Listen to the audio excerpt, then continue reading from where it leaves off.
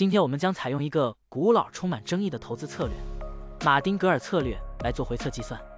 股票市场中，马丁格尔策略就是在股价下跌时增加投资，以较低的平均成本获得更多的股份，然后在股价上涨并达到盈利目标时，一次性卖出获利了结。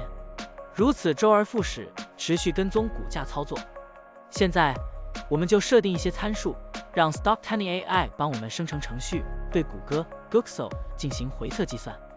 设定参数如下：最大买入次数7次，最大加仓比例 1.5 倍，每次买入股价下跌的比例 10%， 获利卖出的上涨幅度 5%， 运行时间从2023年1月1日到2024年5月2日，交易手续费设定为 0.10%。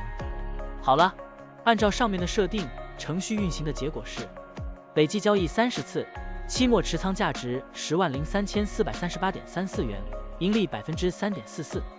相比持仓不动，多盈利负 83.52%。可以看到，橙色的持仓价值曲线比股价曲线更平缓。我们换一组参数，再尝试一下。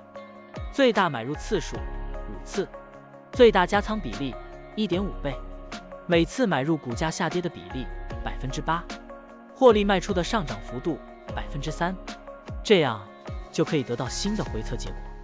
累计交易43次，期末持仓价值10.9517.30元，盈利 9.52%。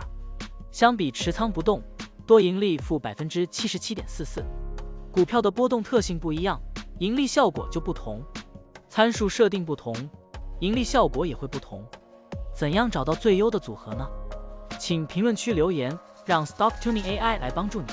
股票调优 AI， 利用 AI 技术赋能您的股票选择与操作。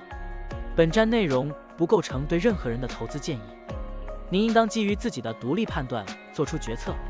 扫描二维码获取文字稿，欢迎点赞、评论、转发。